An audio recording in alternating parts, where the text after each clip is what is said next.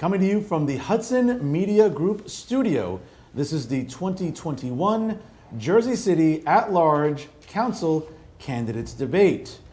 I am New Jersey's premier journalist and the host of Talking Politics with the Hudson Media Group, Fernando Uribe. Thank you so much for making this a part of your Wednesday night viewing.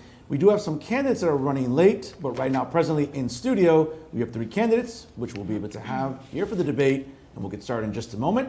Let me introduce at this time, right now, Councilman at Large Daniel Rivera, Councilman at Large Rolando Lavaro, and Hudson County Democratic Organization Chairwoman Amy DeGise. Again, 3 other candidates are running late. We'll be able to have them hopefully at the bottom of the hour at 6:30 p.m. Eastern Time after the first intermission. Candidates, how are you? Great. Very well. Doing great. All right. I'll give you first, each of you, a 90-second opening statement, and then we'll get to some questions. So 90 seconds, Councilman Rivera, excuse me. Good evening. Thank you for hosting us today at this debate. Councilman Daniel Rivera, lifelong resident of the city of Jersey City, elected in 2013.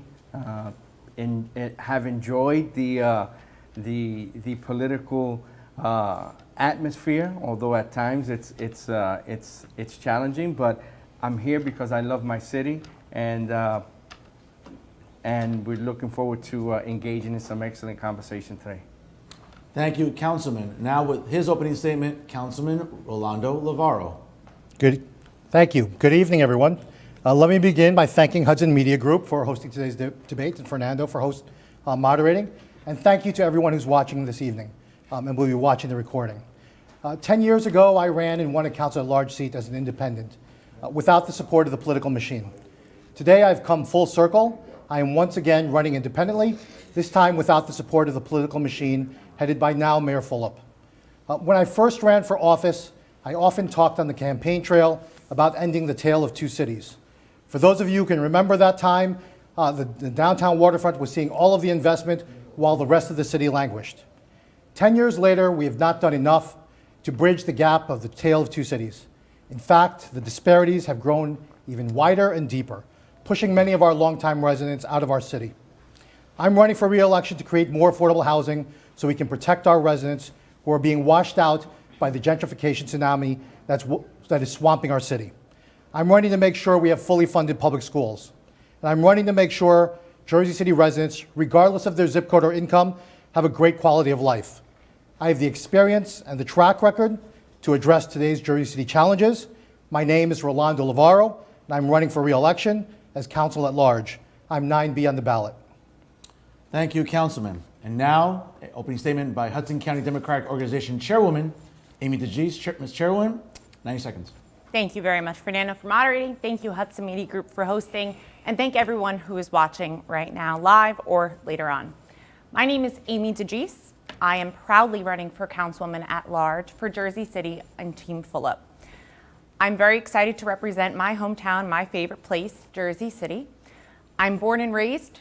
I was born in the Heights, St. Paul of the Cross Parish. I briefly lived in Marion, and now I reside over on the south side with my fiance, who's a Jersey City firefighter, and our rescue dog, Jersey Girl.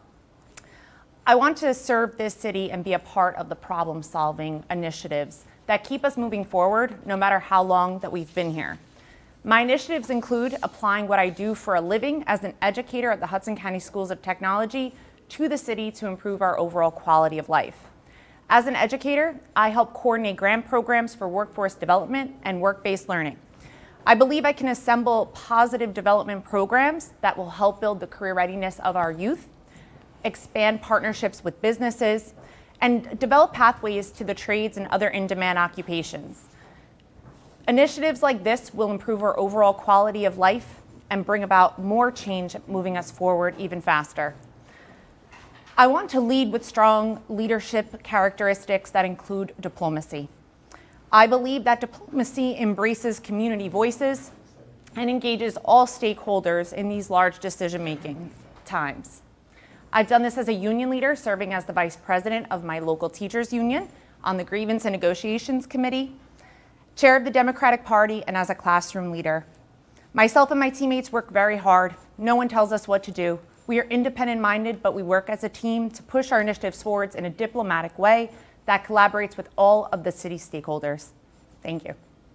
Thank you, everyone. And once again, we appreciate you taking the time here. Again, for our audience at home, 3 other candidates are still running a little bit late. They'll join us hopefully at the bottom of the hour at 6:30 Eastern Time. But let's get to some questions here with the 3 candidates in studio. Let's start with an easy one, ladies and gentlemen. The 2020 census data reveals that Jersey City's population grew by 45,000. That's an 18% increase from 2010. On the City Council, what can you do and tell our residents this evening to help keep the city affordable, as obviously it's getting a little tighter to live in Hudson County's largest city? Councilman Rivera, 60 seconds. Well, you're 100% right. The increase of constituents coming into the city of Jersey City, it's climbing up. We're looking forward to working with for a fair share affordable housing so that they can create a structure so that we could, work with them and making sure that that we have affordability for our constituents in the city. Councilman Rivera, thank you very much. Councilman Lavarro, same question, 60 seconds, please. Sure. Thank you, Fernando. As you said, the census has increased our numbers by 18%, nearly 50,000 new residents here in Jersey City. If you break down those numbers and you dig in deeper, you find out that the largest growing population in Jersey City is households with incomes over 200,000. We are seeing a growth here in Jersey City, but it's a growth in the wealthiest of our population. And we're seeing is that if you look at even deeper into that, the population for African Americans dropped below 20%.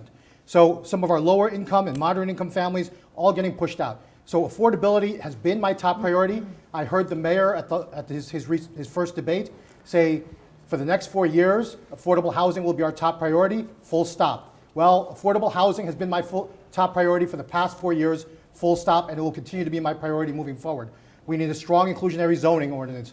We need strong rent control enforcement. There is not currently the kind of enforcement that we need to make sure that that renters are protected. And we need to build more public housing using our public lands, using community land trusts and land banks. Re-elect me on November 2nd, and we will fight to make sure that Jersey City is an affordable place for all of our residents and make sure that we're building a Jersey City for the people of Jersey City. Councilman, thank you so much. Chairwoman DeGise, same question for you, 60 seconds, please. Thank you. Development and affordability are extremely important to me. I grew up in the Heights, as I said before, and I feel like I was pushed out a few years ago when I couldn't afford to live in my home neighborhood. Even now, my fiance and I, who have degrees and a master's degree, had very limited choices when looking for a home. I do think that we have to look at our development process, and there is not a one-size-fits-all model. I would like to push forward more workforce housing developments. These would be more ownable units rather than rental units. This way, if your salary is paid through tax dollars, you're a cop, firefighter, or a teacher, there is an incentive to live where you work. One resident in Ward F, Jay Aguiar, actually was able to get some of the grants supplied by this administration, where he is given a home on Cater Avenue, and he's able to rent out the second unit of his home as an affordable housing rental. So he owns and he does have a renter, both on affordability. Believe expanding our workforce development and our workforce housing encourages people to stay here, raise their families here, and then builds the quality of life. You're going to see more people biking to work, so that you'll see expansion of bike lanes. You'll see people bringing their kids to the schools here, so you'll have more attention on that and the problems that they're facing. I also do feel we have to engage the community in which development is happening to make sure that the culture of that community is maintained with any and all development. We can revitalize things without gentrifying them, and we need to maintain the culture of Jersey City within all new development, whether that is rental or ownership. Chairwoman DeGise, thank you very much. Let's move on here. Accusations from residents have included that developers are too influential in Jersey City. What can you assure those watching tonight and potential voters that developers ultimately will not be able to sway you should you win your seat on the City Council? Councilman Rivera, 60 seconds, please. We're 100% with our constituents of the city of Jersey City, and to the developers that are watching this or could potentially be watching this, we are 100% committed to our constituents, and we're going to make sure that the developers do not have influence on us so that we can build a positive structure for the city of Jersey City. Thank you, Councilman Rivera. Councilman Lavaro, same question for you, sir. 60 seconds. So to the voters of Jersey City, you need to look past the platitudes and the proclamations there. Just last October of 2020, the City Council, I did not vote for it, the City Council, the full-up City Council adopted inclusionary zoning ordinance that was struck down by the courts in August of this year, saying that basically Jersey City had horse traded away affordable housing units to developers for different community benefits that they wanted to see, the little perks that they wanted to see for themselves around this. They sold you out then, and I called it out back then. And subsequently after that, there was the Steel Technology Site program, where one of the candidates, June Jones, and the Morris Canal Community Development Corporation, also sued on that because the developer had cut a deal with Jersey City. The court struck that one down too, saying that they hadn't involved the community in both of those. In that first IZO ordinance, over 60 people came out to speak. It was a 44-hour public hearing, almost unanimously in opposition to a developer-driven ordinance that didn't allow for real affordable housing. We need to have council people who will stand up for us and stand up in these city council meetings and won't be beholden to the mayor and to politically connected developers. Thank you, Councilman. Chairwoman DeGee, same question for you. 60 seconds, please. So I believe the city has done excellent under the COVID pandemic. Especially we see that in their meetings being live streamed and available after. Their meeting minutes are available online as well, where we all as a public entity are able to look at the planning board and the JCRA, the Jersey City Redevelopment Agency, to look at future planning. I do believe that we have to work with developers in a way that creates a flexible model. There can be no one-size-fits-all ordinance or law that dictates to them what they have to do in order to develop here. The flexible model should include them in getting flexible incentives if they're providing open space, green space, community or educational space for our residents here. And I do believe that they do have to take into account the future of their development by looking at the infrastructure and what new residents in whatever area they're developing will face in the next 5 to 10 years. So none of us up here right now are ever going to be told what to do or how to do it. We have brains of our own and we're very well researched. It's our job to engage not just the stakeholders, but the residents to understand when these planning board meetings are happening and when new development is on the board. That way, it's not going into a 4-hour meeting when it's going into a vote. It should be discussed and hammered out prior to that. And in order to do that, we need to engage that more and keep with the city's agenda on publicizing these meetings. Chairwoman DeGee, thank you very much. Let's Mr. move Uribe, on. are we doing rebuttals? Not this time. I mean, Okay. probably a couple more questions. Okay, Sure. so I'm trying to get to as many questions as we can for the audience here. We do have other candidates coming in at the bottom of the hour, so I want to get to as many questions as possible. In many documented instances, the public portions of council meetings have prolonged these meetings almost to a level of madness, in my opinion. Is there a remedy to this, or is it just an inevitable part of council meetings in Hudson County's largest city? Councilman Rivera, 60 seconds, please. They have been taking a long time. I strongly believe, and my council colleague is with me here as well, caucus meetings are the meetings that we kind of discuss what we're about to do with our ordinances, with our resolutions, and this question should be answered right there as soon as we get into the council meeting on that Wednesday or the day after. These meetings should be 100% to vote on, and the only people that should be given a chance to speak are the constituents that are engaged in the questions. All right, Councilman Rivera, thank you very much. Councilman Lavaro, same question for you, sir. 60 seconds. So, less than 2 years ago, at city council meetings, when people came to speak at a public meeting on ordinances, second reading ordinances, they could speak an unlimited amount of time. No time limits on their speaking. Since then, the law has been changed to limit it down to 3 minutes. I had proposed originally limiting it to 5 minutes speaking time at that time. I think 3 minutes is too short, frankly. And I know folks would say it's too maddening, perhaps that but if you have that many people coming out to speak, it's because there's an issue of urgency and importance, and the people's voices should be heard. So I think we should do more to relax some of the restrictions and allow for people to speak. The other thing I would say is that people come because they're concerned that they didn't have the information, and oftentimes once they have an opportunity to speak, the vote is already happening on that very day when they're learning about the ordinance or the resolution for the very first time. I propose putting off the votes, allowing the public to come to speak, but putting off the votes for 2 weeks to the future council meeting so that city council people can take that information in and also be able to digest it and also process it and be able to make an educated, informed decision, taking into account all of that public input, and to allow the public to further engage with their elected officials on matters of importance to them. So no, I think we can manage that, those conversations better, but I also think we don't want to do anything to further limit public participation. Councilman, thank you. Chairwoman DeGise, same question for you, 60 seconds, please. So public meetings are a great thing. We shouldn't be discouraged if they are long. It is part of the job that we have, and if I'm successful, I will sit through them and listen to every last word that's being spoken. As Board of Ed trustee, I did sit through some very long meetings, and because there were concerns or things weren't communicated correctly. Again, it was my obligation to sit through them and listen through everything very thoroughly. I promise to do that going forward. I do think that when building policy, it's important to communicate with everyone involved and anticipate questions that are going to be asked, concerns that are going to be had.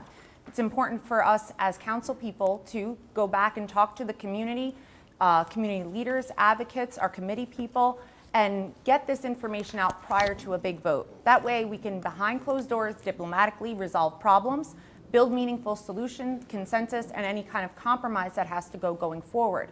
That way the bulk of our meetings is spent talking about some of these community concerns, and hopefully people can watch safely from home and don't feel obligated to go every time because they know that their question is going to be asked. This council and this administration have been extremely accessible through their social media, emails, telephone calls, and out in the community on a daily basis. They also engage with other community leaders to maintain that sort of communication. And again, hammer out details behind closed doors and not publicly bashing each other. Chairwoman DeGise, thank you very much for that. Let's move on here as we're approaching the bottom of the hour in just a little bit. Many residents feel social media has become the best way to communicate with council members. Can you assure everyone watching tonight that you will remain accessible and responsive regardless of the issue being addressed on all of your social media in 2022 once the City Council reconvenes again for a new term? Councilman Rivera, 60 seconds. 100% accessible. We've been doing it, since we haven't skipped a beat, even with the social media. It's difficult at times, but with myself, I've been engaged out there with Hurricane Ida, with crime, with fires, and I just go out there and making sure that the constituents of the city of Jersey City are completely aware of what's happening. So they're very well abreast, and we do a very good job of that.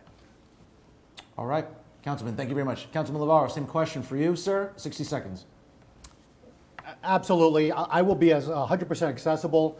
I have been all of my career in my 10 years as a city councilman, but I really want to get to the idea that of this accessibility. You really have to look at the history and the track record here of accessibility from this administration. When you talk about the master plan, look at the response rate, and particularly among Black, brown, and minority communities inside of that. I had to push hard to ensure that there was more representation and more voices participating in that master planning process through the south side of the city, because it was only utilizing certain social media and not being able to reach out to diverse communities in Jersey City. Look at the Cathy Memorial statue and the debacle that was. Tell me that there was accessibility and that there was listening going on there. There was little to none going on at that point. You can go down the list through a whole host of things, from the budget that was adopted last year after calls for reforms in the budget and trying to find ways to provide more resources to address some of the systemic racism in the wake of George Floyd's murder. Hundreds of people were speaking on that and came and wrote to their council people, and none of it was paid attention to at that time. So I will promise to be accessible. I've always done that, and I urge you folks to look at the other candidates and independents, because what you don't have right now is accessibility, and you don't have the information being shared with diverse communities. Councilman, thank you. Chairwoman DeGise, same question for you, 60 seconds. Being aware on social media is very important. Being responsible with your social media is also very important. I will be accessible. I grew up in an age prior to social media and with social media. I was in college when Facebook came out, so this is secondhand nature. It can, however, be a full-time job in itself to manage your social media. So it's important for us to put forth information there, but sometimes questions can't always be answered directly and we can't get to every last comment. So it is important to have face-to-face meetings too and be accessible to those who do not use social media as a personal choice or because they do not have the option to. It's important to talk to residents face-to-face and in small groups and hear directly from them and make sure that you are their first source or you have the expert there with you to answer these important questions alongside of you. Because sometimes people's comments or anything further can be misconstrued or miscommunicated, taken out of context, and just copy and pasting or screenshotting something could really ruin someone's perspective of something in a negative way. But I will manage a full social media as I do now. It is a full-time job, so if any students are looking for internships, I'll be looking for an intern. Thank you, Chairwoman. Ladies and gentlemen, we're approaching the intermission, our first intermission of the evening here. We do have other candidates who will be joining the podiums in just a moment. Don't go anywhere. We'll continue with the 2021 Jersey City at-large council candidates debate in just a moment. Go get yourself a refreshment, go to the bathroom, whatever it is. We'll be right back with more candidates here, the Hudson Media Group, here live in North Bergen. I'm Fernando Uribe, again, the host of Talking Politics with the Hudson Media Group. We'll continue in just a moment.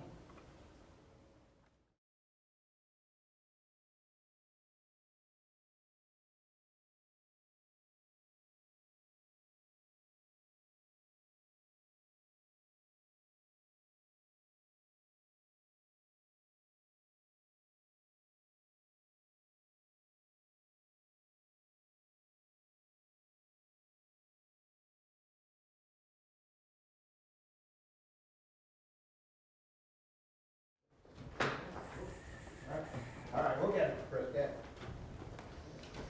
Good afternoon. Good afternoon. Hello. Good.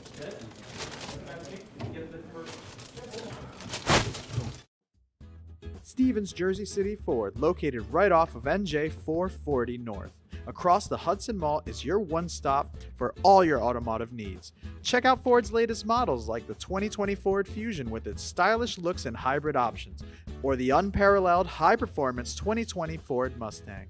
The 2020 Ford F-150 Raptor is ready for those rugged off-road terrains with trail control.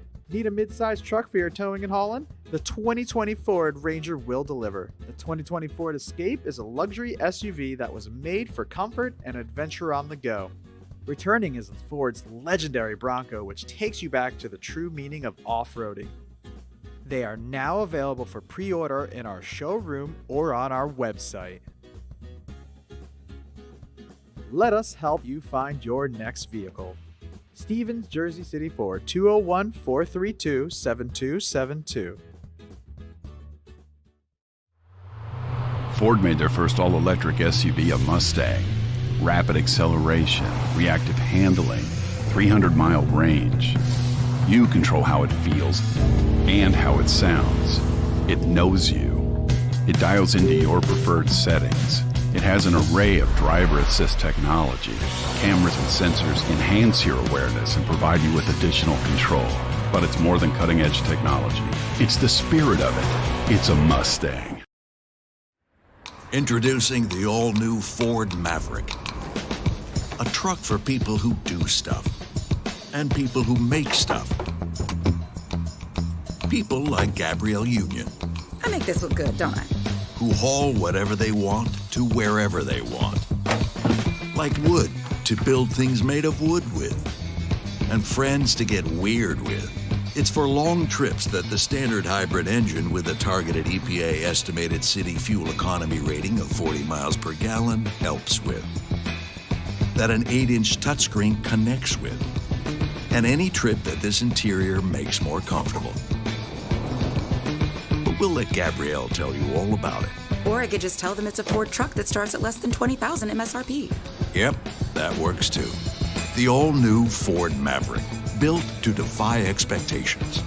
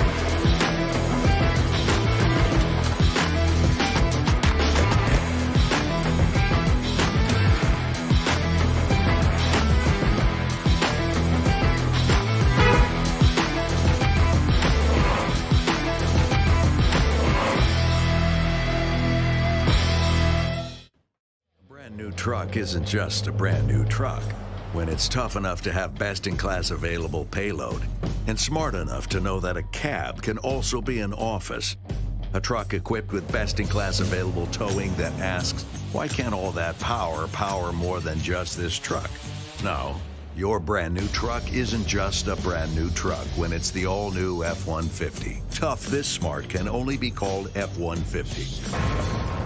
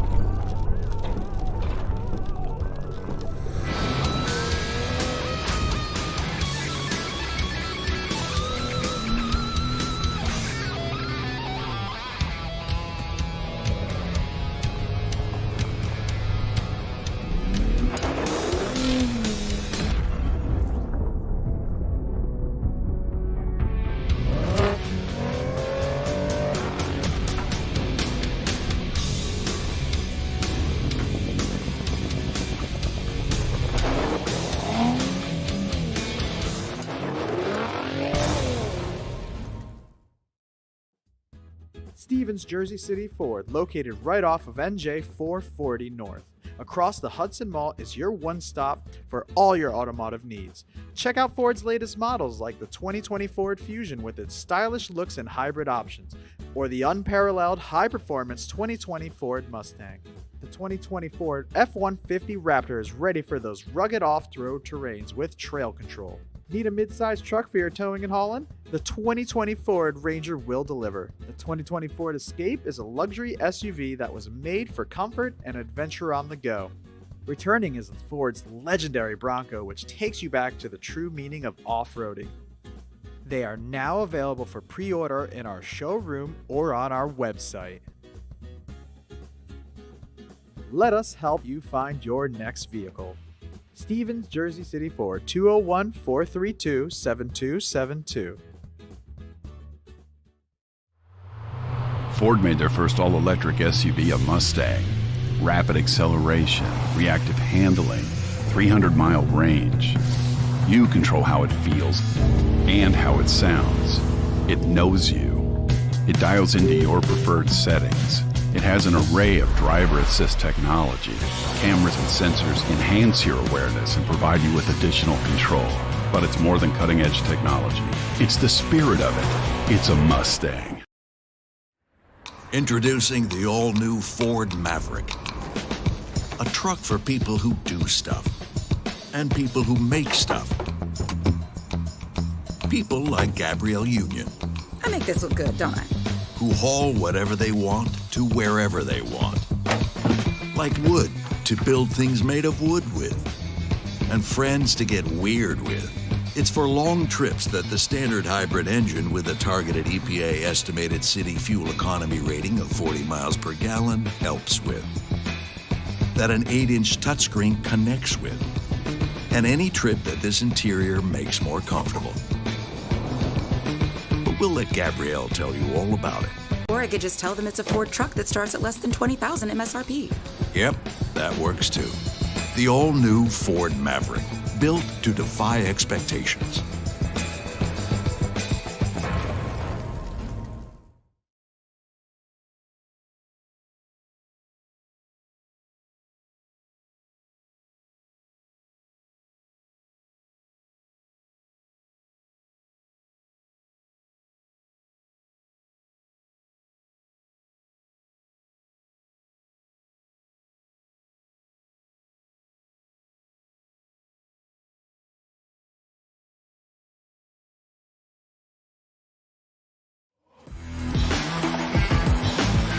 Welcome back. We are here live at the Hudson Media Group studio.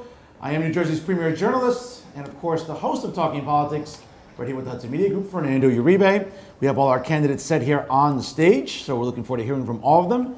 Let's hear from the candidates now joining us at the bottom of the hour with a 90-second opening statement, and then we'll get back to our series of questions. First off, Mr. Elvin Dominici, 90 seconds opening statement, please. Good evening. Thank you for the opportunity. My name is Elvin Dominici. I'm running for Jersey City Councilman at Large. I feel that for the last 8 years, the voices of the residents of Jersey City hasn't been heard. I want to be the person that can be accountable only to the residents. I want to make sure that we got the public school completely funded. I want to make sure that safety in our street is something that matters, where we put people first rather than putting profits. I understand that developers are coming into the city, but there are two things that I want to make sure. One, that there is affordable housing, at least 20% affordable housing, no buyouts, no excuses, because we already lost 8 years of that. And also that we put people first in order to make sure that everybody in Jersey City have a fair opportunity to stay in Jersey City. I'm somebody that came from the Dominican Republic. I have the people that I love and care in the city. And it's very important to me to ensure that everybody in the city have a fair chance to have a prosperous life in Jersey City. And that's why I'm putting myself in front of the lines. I have worked with the community, starting even to put a traffic light in the heights, working with people to become citizens within 400s, to actually having the biggest small business association formed back in 2015 called Hispanic American Commerce Association, HACA. To me, it will be an honor and a pleasure to be your true public servant, somebody that can be there for you whenever you need an issue, somebody that can listen, somebody that can have you back. I appreciate the opportunity to represent you, and this is what we're here today to let you know what is our platform, which is based on 3 main points: accountability, affordability, and accessibility. And I hope to get you both coming November 2nd, Elvin Dominici, 7B. Ms. Dominici, thank you so much. Ms. June Jones, thank you for joining us here. 90 seconds, opening statement, please. Hi, I'm June Jones, and thank you for having me today and giving us a chance to share what our platform is. I am running for council, city council at large, and I want to be your representative, your true representative, to represent the people. I too believe in accountability. I will be accessible. And I want to share with you that I've done the work. I've been working in my community for nearly 30 years. We go back to tree lining and easy lighting. We've developed into a CDC. My organization is Morris Canal CDC, which I founded in 1999. And I still work with that organization in the capacity of an executive director. Not only through my leadership, have we been able to organize and corral community to create the beautiful Berry Lane Park, we've also been able to do that with the same process, create Lafayette Pool. It was with the organizational skills that I've presented, with the help of my community, that we were able to do that. So organizing is something that we can do and that we will do and that I look to do in the future for the city of Jersey City. My passion is affordable housing. We have a 100% affordable housing development that we built. Why 20% affordability is such a big mystery in the city of Jersey City, I have no clue. There are creative ways that we can build affordable housing without having this monstrosity of overdevelopment in Jersey City. It is important for us to look at the ways that we can creatively do affordable housing and get it done. No mystery, not rocket science. I'm June Jones. 6B is my ballot slot. I'm asking for your vote come November 2nd. Thank you. Thank you, Ms. Jones. Mr. Gadsden, welcome. 90 seconds, opening statement for you, sir. Thank you. I'm Chris Gadsden. I'm not a politician. I'm also a community servant. I'm a father of 3 daughters, married 20 years, very active here in Jersey City because I'm a lifelong resident here in Jersey City. I'm a son of Jersey City. PS 38, Henry Snyder High School, NJCU, St. Peter's. Jersey City is my home, and Jersey City is what I love. I was very fortunate in running independent back in 2016, and I made history in Jersey City, being the first black councilman on the west side of Jersey City. I'm also an educator here in Jersey City. I'm the proud principal at Abraham Lincoln High School. I've been an educator in Jersey City for over 20 years. I'm a servant leader, and what that means is that I take the concerns of the people, I take the condition of our community, and I create a platform. And that's very important to me because My job in life is to repay every friend, educator, everyone who's poured into my life. I pour it right back into Jersey City. I fight for anyone who has been marginalized and mistreated.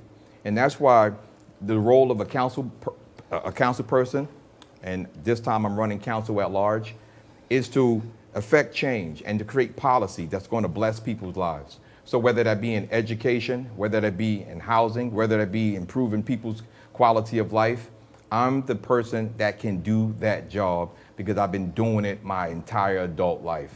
I'm Chris Gadsden, 5B, and I'm looking forward to a great conversation tonight. Thank you.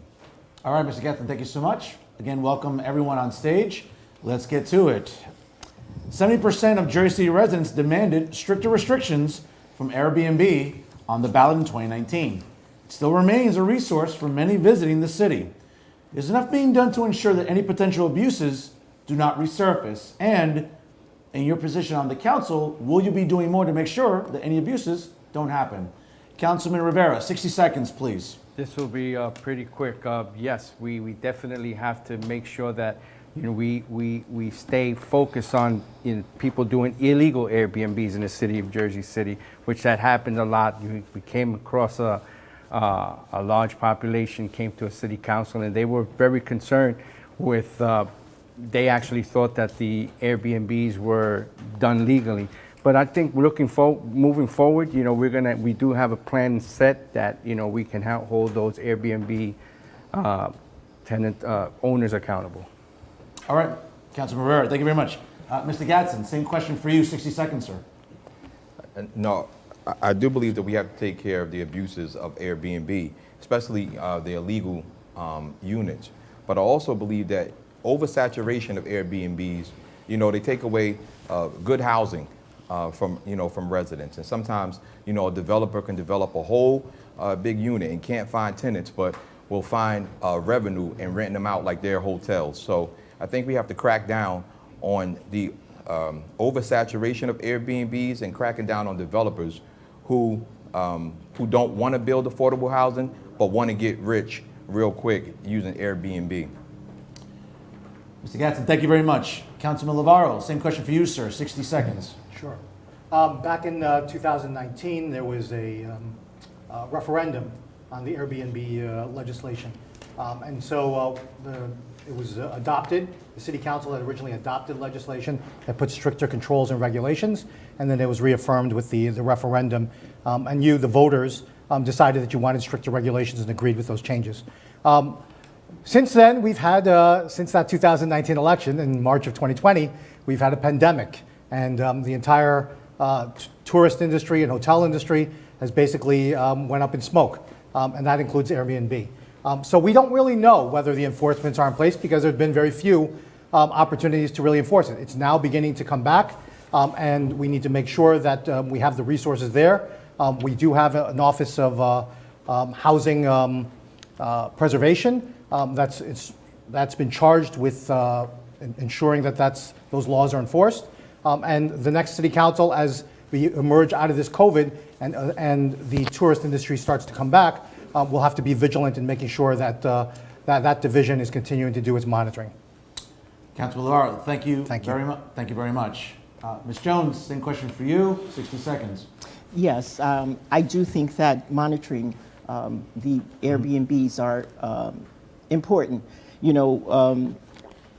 Like all things, we can make rules and regulations, but unless somebody checks and monitors if in fact they are effective, makes a big difference. It's like the construction industry. We make promises that we're going to hire locals and meet all of the requirements, and it's okay to say that, but is it actually being done? So I agree that it's up for us to see what that's going to be in the future, because coming post-pandemic, I don't think anybody really has an assured answer.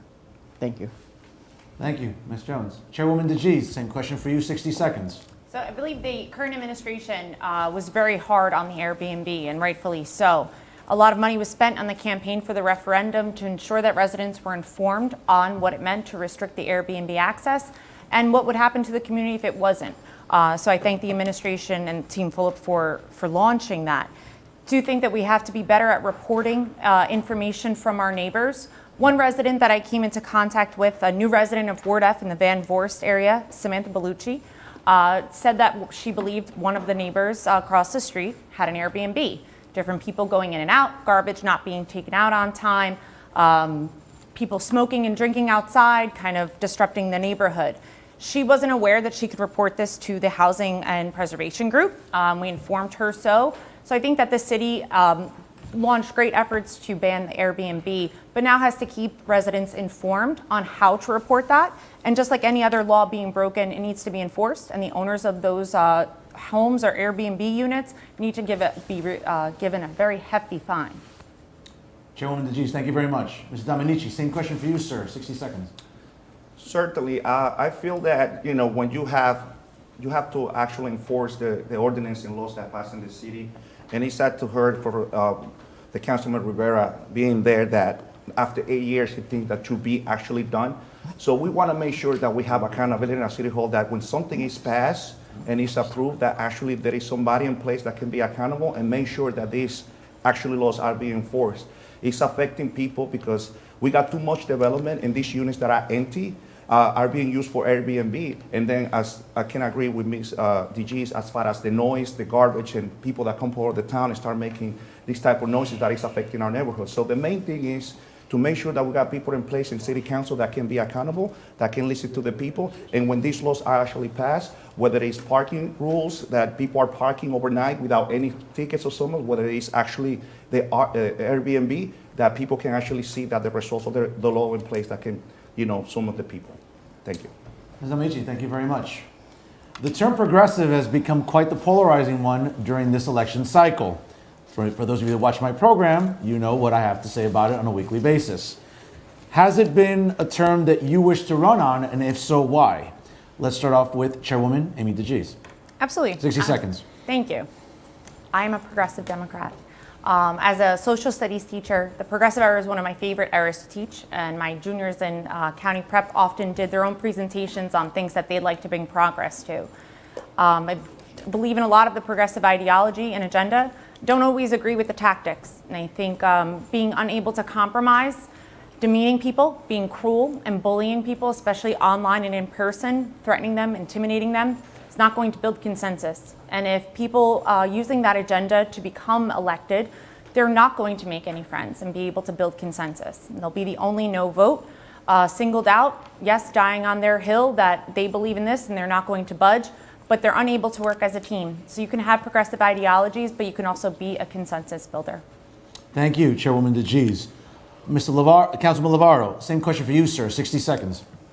Yeah, I'm proud to identify myself as a progressive all my career. I'm proud to have received the endorsement from the Working Families Party. I'm proud to have been endorsed by SEIU 32BJ, as well as the Progressive Democrats of Hudson County. The term progressive means a lot of different things to a lot of different people, but for me, what it means is standing up for the working families of Jersey City. What it means for me is standing up and doing the right thing. What it means for me is standing up for those who are the voiceless and marginalized and underrepresented in our communities. I've been doing that, whether it's adopting a living wage ordinance when I first was on council back in 2012-13, whether it was expansion of the earned sick days ordinance that set the standard statewide to ensure that employees in Jersey City and throughout the state now be able to have sick days regardless through all of their employers, be able to earn that right to have those earned sick days. And then I've also passed legislation ensuring wage theft protection. I've rallied with workers in their fight for fair wages and better working conditions, and that's now more than ever more important during a time of COVID when people's health and safety are at risk. So I'm a proud progressive in that regard, progressive Democrat, I will say as well, and thank you, Danny. I stand by that progressive term, that progressive label. All right, Councilman Lavarro, thank you very much. Mr. Gadsden, same question for you, sir. 60 seconds. Yes. A lot of times in politics, terms and, because sometimes, people use them to demonize, people at times. But, I'm a progressive Democrat and I'm a proud Democrat. But when you say progressive, it just means that someone who is is dedicated to more social and economic equality, you know, and so for the rest of my life, I know that I'm going to stand up to ensure that, you know, people have health care, that people have decent housing, that people have decent education, that people can live in an America, whereas we're just looking out for the least of us. So, you know, those are progressive values. And when people have been marginalized, downtrodden, people who have been abused and things like that, you need advocates and people to stand up for them. And so the voice is never going to be quiet. I'm going to continue to fight. And it's only because people deserve that type of leadership, that type of progressive leadership. Thanks. Thank you, Mr. Gadsden. Mr. Dominici, same question for you, sir. 60 seconds. Thank you. So I consider myself a progressive Democrat. I'm proud to say that during the primaries, I was all over Jersey City helping out all the committee candidates for the county that we're trying to make a difference, because we believe strongly that you have to be more inclusive, whether you talk about equal pay, you're talking about working families with healthcare and different areas of, when they are not actually being taken in consideration. I feel that the ideas of being progressive, it has to be embraced. We have a system in Hudson County that is obsolete. We actually have a party line that people is being elected, not really because they actually earn through the actual ideas and different ideas that they can bring to the table to solve issues, but just simply because they get handpicked by a party and they get elected. So to me, being progressive is working with the working families, having equal pay, providing health care to the families, and I'll be honored to be the person leading the way and be there for all the families of Jersey City. Mr. Dominici, thank you very much. May I say something? Let me get to everyone. Chairwoman DeGise, Mr. Gadsden, I'll get to everyone. Let me just make sure everyone can answer the question.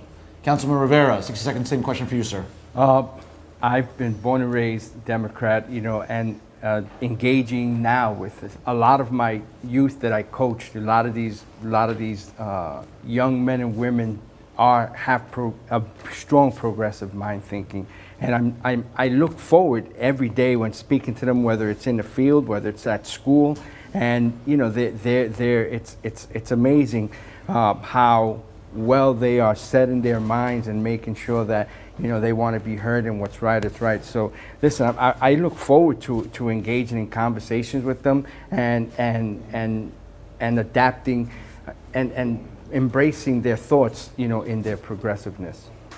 Councilor Rivera, thank you very much. Ms. Jones, same question for you, 60 seconds, please. So I am really not comfortable being boxed in as anything other than being helpful. The question is, do I believe in the progressive, the definition of being progressive? If that means that I'm going to be an aggressor for resolution, for issues, for my constituents, then yes, that's what I will be.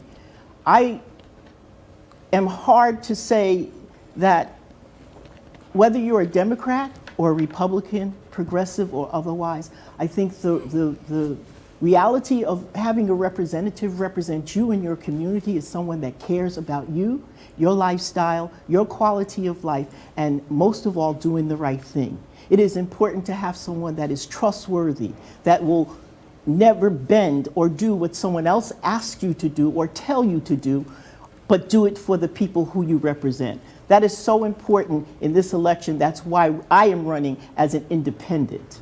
I am a Democrat as well. Thank you. Thank you, Ms. Jones. I saw some rebuttals on stage. Chairwoman DeGise, 30 seconds. So I'll put this towards you, Elvin. I don't think that you're talking about Jersey City because this is a nonpartisan race. So I'm going to take it that you're talking about Hudson County as a whole. And you're saying that hand-picked candidates, meaning that they're not independently offering themselves or independently seeking out office to represent people. And I do find that very insulting. I want to know what reversals on laws and ordinances and policies on working families have you seen from any of the elected officials that you feel were hand-picked? And I'd also, we can have our own ideologies. I think we all agree that we're progressives, but that doesn't mean that our entire constituency is. We have to take different perspectives into account when we're making policy, including more conservative accounts too. That doesn't mean that they're wrong or they're bad people. It means that we have to bring them to the table just like everyone else. Thank you, Chairwoman DeGise. Mr. Dominici, 30-second rebuttal to her, and then we'll get to Mr. Gadsden. Certainly. 30 seconds. I just want to make clear that throughout the United States, New Jersey is the only state that have a line at the county level, and that's something that I believe is not helping the actual people that can get involved in the community and can portray their own platform to be useful and helpful to our community.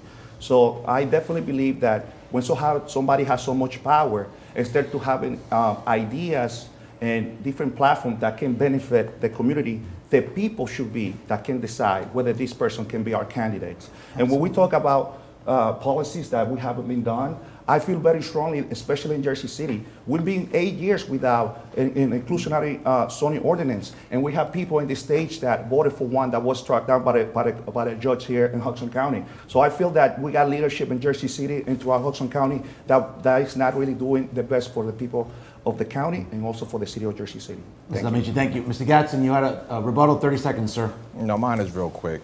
I just wanted to thank the progressive Democrats of Hudson County, for their endorsement, because they see the work, and I really do appreciate that organization for really endorsing me. Thank you. All right, thank you, everyone. It's getting a little lively. I like it. Folks, we're approaching, again, the 7 o'clock hour here on the East Coast. We'll continue after a brief intermission. We'll have more questions, more rebuttals with our candidates here. You're watching the 2021 Jersey City at-large council candidates debate here with the Hudson Media Group. I'm Fernando Uribe. We'll be right back after a short intermission. Don't go anywhere. Okay.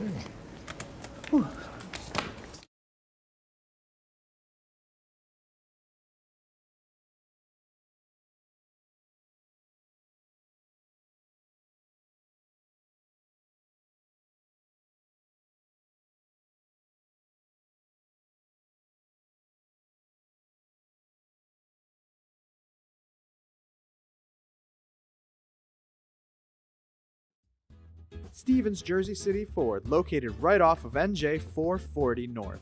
Across the Hudson Mall is your one stop for all your automotive needs.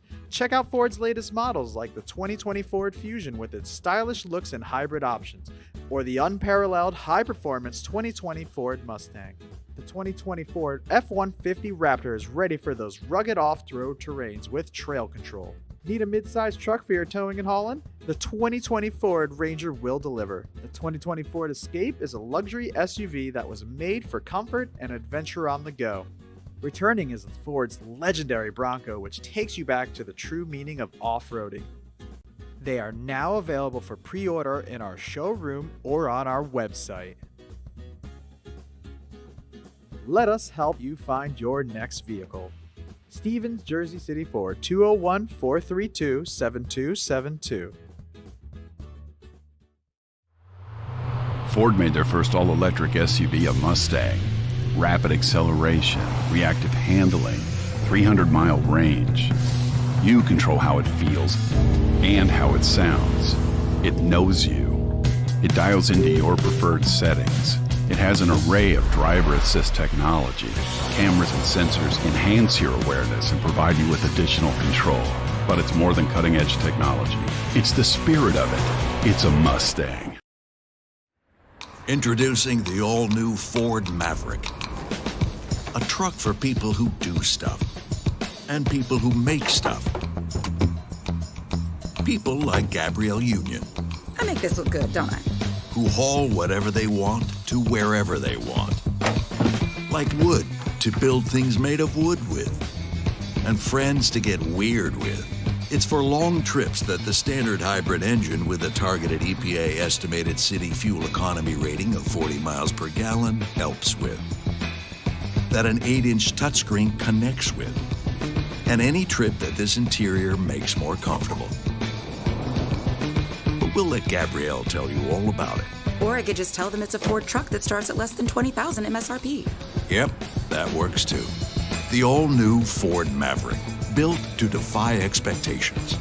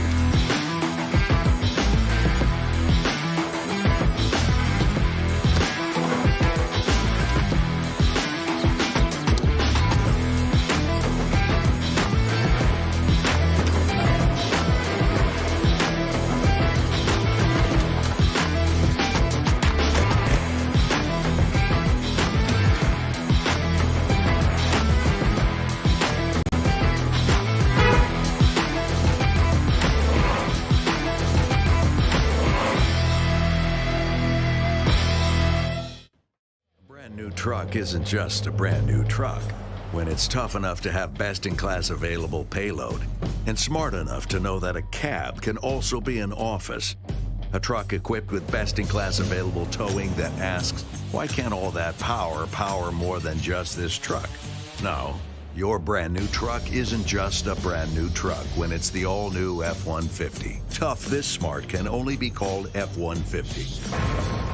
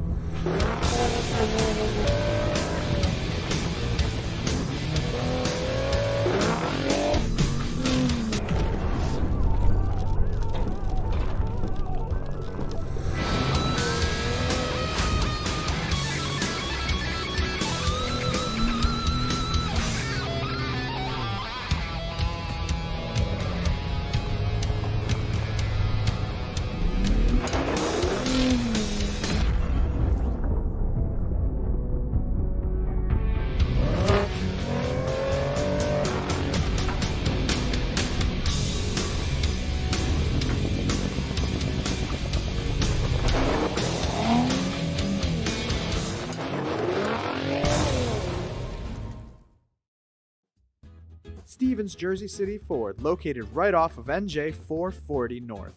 Across the Hudson Mall is your one-stop for all your automotive needs. Check out Ford's latest models like the 2020 Ford Fusion with its stylish looks and hybrid options, or the unparalleled high-performance 2020 Ford Mustang. The 2020 Ford F-150 Raptor is ready for those rugged off-road terrains with trail control. Need a mid-sized truck for your towing and hauling? The 2020 Ford Ranger will deliver. The 2020 Ford Escape is a luxury SUV that was made for comfort and adventure on the go. Returning is Ford's legendary Bronco, which takes you back to the true meaning of off-roading. They are now available for pre-order in our showroom or on our website. Let us help you find your next vehicle. Stevens Jersey City Ford, 201-432-7272. Ford made their first all-electric SUV a Mustang. Rapid acceleration, reactive handling, 300-mile range. You control how it feels and how it sounds. It knows you. It dials into your preferred settings. It has an array of driver assist technology. Cameras and sensors enhance your awareness and provide you with additional control. But it's more than cutting-edge technology. It's the spirit of it. It's a Mustang. Introducing the all-new Ford Maverick.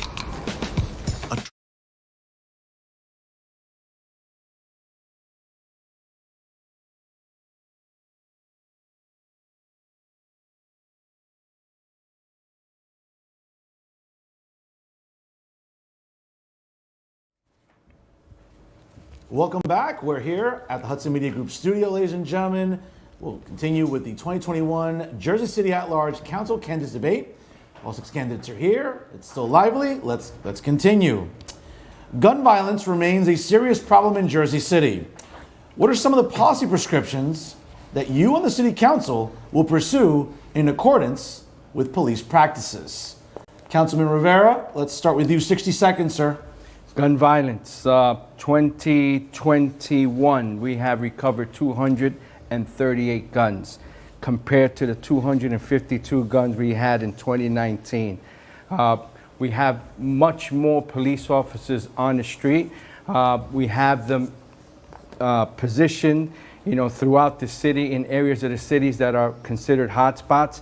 And I think that, me, Councilman Danny Rivera,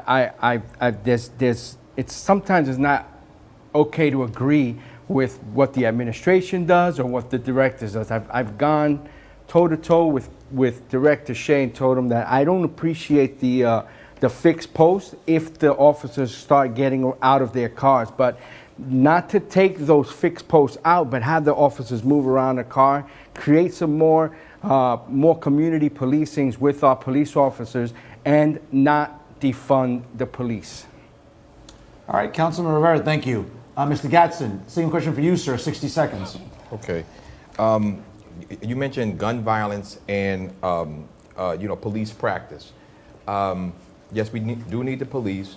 They're doing a phenomenal job in ensuring whatever that they're taking guns off the street and they're keeping the community safe. But I really do believe that gun violence needs to be addressed systemically. We need more programs and more resources allocated to our youth, because when you look at gun violence, you're looking at young people shooting guns. And so in order to address that, you have to, address it with resources, with recreation, with opportunity, with jobs and things like that.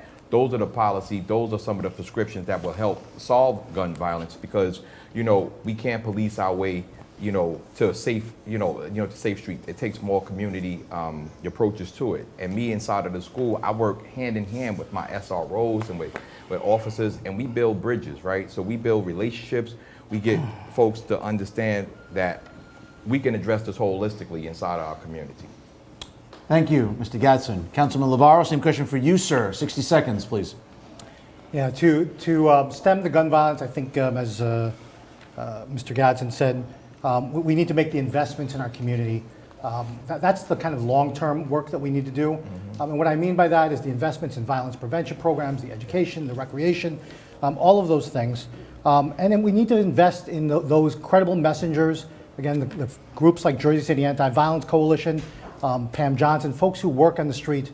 I remember back in 2019 after the shooting on MLK Drive, and officers then and leadership in the police department talked about the idea that all of these advocates out there who were volunteering, and how they did this all as volunteer in the streets, working as their eyes and ears to be able to work in conjunction to them to try to stem violence before it happened, and how they needed to be. We need to make an investment in Jersey City to do that. That was coming from the mouths of police leadership and folks who are on the ground themselves. The two other things I'll talk about is we need to make an investment in the Old West District Police Station. We need to change that and transform that institution, not into a symbol of incarceration for so many people in the community, but instead create it into a symbol that empowers and uplifts the community. And then last thing I just want to say is that we need to just improve relations overall between the communities that police serve, particularly in black and brown communities, so that we can have better relations, have better information as well with regard to some of these crimes and gun violence. Thank you, Councilman. Ms. Jones, same question for you, 60 seconds. Yeah, so gun violence and policing. I've happened to have had a great relationship in the past working in the community with our police officers doing real community work. As a matter of fact, we had one situation where there was a police officer who knew the community member who was involved in a young gentleman who was mentally ill. If she had not known him, he could be a statistic today, a fatal statistic. But because she knew him, because of the involvement with the community and the policing that took place at the time, that young man is alive today. We've learned since then that it was not drugs, which the police thought it was, but it was mental illness. So we have to be careful of who we're dealing with in the community and the issues that we're dealing with. So you can't treat someone with a mental illness as a criminal. They need to be mentally dealt with and socially. And what I would say to the overall issue of gun violence, putting police officers on a corner, posting, thinking that that's going to prevent shootings has not worked. As a matter of fact, it has caused the shootings to be greater, particularly on the South Side.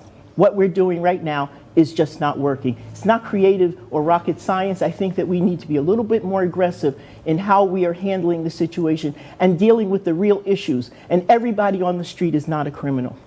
Ms. Jones, thank you very much. Chairwoman DeGise, same question, 60 seconds, please. So in my job as a workforce development coordinator, I build pre-apprenticeship programs. I would love to see Jersey City have a Junior in Blue program, something that they had decades ago. Wouldn't just be for police officers, but public safety agents, firefighters, EMTs, to engage our residents to see these as lucrative careers, as they are. We should be attracting the people in these neighborhoods to become a police officer, a firefighter, EMT, and serve their community in some capacity. When you're serving the community that you come from, you deal with them a lot differently. The respect is there, the integrity is there. You're able to speak to your community better because you've grew up around them. And I believe that would be a really successful model. It would continue to diversify our police department at all ranks. And I believe that they should be reflective of their community. And you can also use our youth to expand the use of the CCTV systems. I also believe that the training center in Hudson County could be utilized to offer professional development developed by actual police officers. And God bless groups like Bless who have worked for curriculums that talk about the social and emotional health of not just police officers, but the health of the communities that they are policing. Like a teacher, we don't want outsiders coming in and consulting us that have never been in a classroom. So police officers should work together to develop curriculum that will bring innovative technologies and increase community policing efforts. Thank you, Chairwoman DeGise. Lastly, Mr. Dominici, same question for you, sir. 60 seconds. I believe very strongly that Jersey City has a public safety gun violence crisis. What do I mean by that? We value more if somebody died in downtown Jersey City on Washington Boulevard, if a person died in Martin Luther King Drive. And to me and my platform, what I want to do is that I want to bring people first.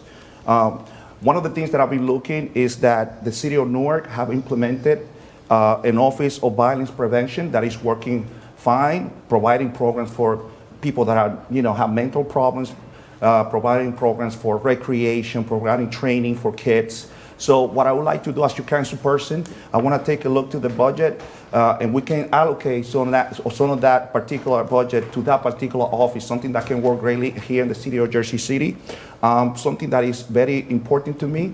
We got to make sure that the city officers that we have in the city council, whenever there is a violence or an homicide in the city, they actually step up to take care of the families that are being affected, because if that family member is your parents, is your brother, your sister, it's valuable. It doesn't matter the percentage that is going down. We got to save every life as possible. Ms. Dominici, thank you very much. Mr. Gadsden, you have a rebuttal, 30 seconds. No, I just want to piggyback what Elvin is saying. The state, millions of dollars invested partnering with medical center with violence, prevention. The state, the county just allocated monies for violence interrupters. Jersey City has not, as of yet, dedicated any dollars to violence prevention and gun violence within its budget. All right, Mr. Gadsden, thank you very much. I'll add. Ditto on that. Jersey City. Councilman LaVarro, 30 seconds real quick. Jersey City needs to make that financial commitment. I wholeheartedly agree with Chris Gadsden on that issue. We have not done that, and that's a mistake, and that needs to be rectified. We tried to put those allocations in the 2020 budget, and that did not happen. We will, if reelected, I will fight to make sure that happens as well. Chairwoman DeGise, real quick, 30 seconds, and then we'll move on. I know Council President Joyce Borman is not here, but she was integral in getting training to clergy and community members to address violence in the community. I want to ask my non-running mates if they believe that the wraparound services for mental health and all of the things they just spoke about should come directly from the police budget, which would defund them. Okay, Chairman, thank you. Mr. Dominici, 30 seconds real quick of a rebuttal to that, and then we have to move on, though. Yeah, Yes. just want to say, I just stated that we want to see the Jersey City municipal budget. What is sad to see, Amy, and I want to ask you directly, whenever there is an accident, somebody lost life in Jersey City, I never see you say anything publicly. When I see that you come out on Facebook publicly after Councilman James Solomon, because he was in a training with the police with a bulletproof jacket, and that you have something to say that he's trying to make a mockery of the African Americans, you and Councilman Rivera, that's just very sad to me, because at the end of the day, what we're talking here is about people. Recently, we have a shooting at the annex in Martin Luther King, where the lives of the employees were actually in stake. I didn't see neither you, neither Rivera, neither my friend Rolando Labarro say anything about that or taking care of the people that are in the annex over there. Mr. Dominici, I have to move on. Let me have a rebuttal here. You did mention and reference Councilman Rivera. 30 seconds, Councilman. So real quick, 36, let me give you some stats. 36 people arrested this quarter with firearms data. That means people that were arrested with guns. 23 of those 36 have been released. So I think that what we're arguing here with the municipality, it should be an argument with a higher to a higher entity in the state. But let me just be very clear to the question when asked about the bulletproof vest. My concern with that was if the bulletproof vest was the uniform of the day worn by that council person, and he was in a police vehicle, then the uniform of the day still stays on. But when you get out to go to a party, to a block party, you should have taken your bulletproof vest off with your mask, because nobody in the community had a bulletproof vest or had a mask or had a camera on. That's happened. Councilman, thank you for the rebuttal. Chairwoman DeGise, you have a rebuttal, and then we'll move on to two more rebuttals I very wanted quickly. to rebut to you. Chairwoman DeGise, 30 seconds, please. Just because something is not posted does not mean that it didn't happen. I don't post my entire life. I actually make community connections directly, and I don't have to glamorize them and show everyone, look what I did. And I was at homes and different things, and I talk about this quite often. And also to speak to the complaint about the councilman who posted that, I agree. If you've ever worn a bulletproof vest, they're heavy and they're really uncomfortable. It is standard ordinance to wear that while you're in the vehicle, and you have to abide by that. Once you leave, you want to rip that thing off. You are repeating a stigma of the community that many of us are from and that we have to deal with. The neighborhood did not like it, felt like you didn't want to be there, that you were uncomfortable being there. Being in a vest is very uncomfortable. I would have taken it off. Chairwoman, thank you. Councilman LaVar, real quick, 30 seconds, please. Just to the question about budgeting for those wraparound services. So what I want to say is it's really a false choice. And so this is the kind of politics that seeks to divide communities around this, right? So it's the argument of defund the police and so forth. I've never advocated for defunding the police, and I know that that's where this argument is trying to go to, but that's actually not the case. What we say is, let's make sure we have the appropriate police presence and the police resources that we need. But if we adopt a more priority participatory budgeting process, and I say this all the time, show me your budget, I'll show you priorities.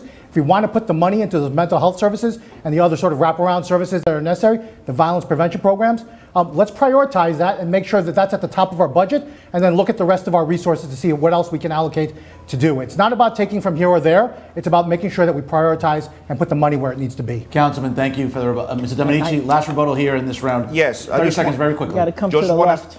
I just want to say they neither answered the question that the annex was actually have bullet holes in Martin Luther King, and nobody say nothing. Neither the cities, the people that are already in city council or even the candidate MDGs, they didn't say a word about that. They only focus about Councilman James Salomon. And it's very sad because at the end of the day, they're playing politics. They're not talking about the problems that actually are needed to be resolved in our community. They're not talking about the people that are dying Martin Luther King. They're not talking about how many years we have, over 8 years, that this administration hasn't done nothing for those communities that are being neglected. So for me, being your council person, I can promise you, I'm gonna be standing there to do what's right for you every day without playing politics. For me, people has to be always first. Excuse me, Ms. Dominici, thank you very much.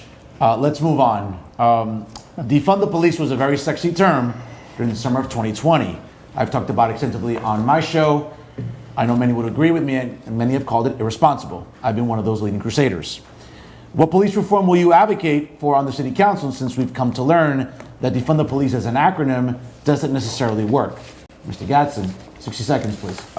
Just to go back to that, the question about where we find the money, like, police budgets. But when you look at this administration and their pet projects, and using city dollars to fund the Pompidou or to fund this and fund that, that's the money. Because when you look at these services belong in health and human services. Mm-hmm. And when a museum's budget and what we allocate to them is more than recreation and health and human services budget combined, that's an issue.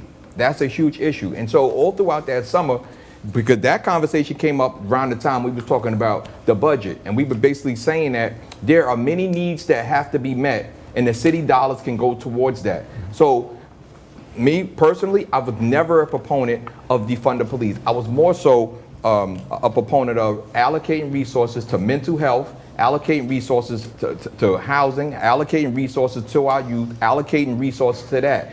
Because this city, during that same time of the pandemic, we're buying furniture, was making sure that the floors in City Hall looked all beautiful and everything else like that.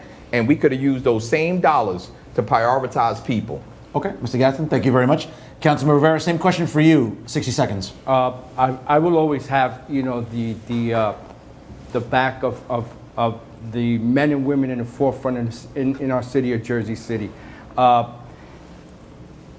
yes, there are programs that need, to be birthed, and programs that need to come up to fruition. But it's surprising that there's people on this panel that say that they've never wanted to defund the police. Our police budget is 99% salary, 1% operations. So if you want to defund that 1%, you're talking about layoffs. All right, Councilman Rivera, thank you very much. Ms. Jones, same question for you. 60 seconds, please. I think that it is quite disingenuous for one to say wraparound services that are desperately needed in our community equals defunding the police. That's just not fair.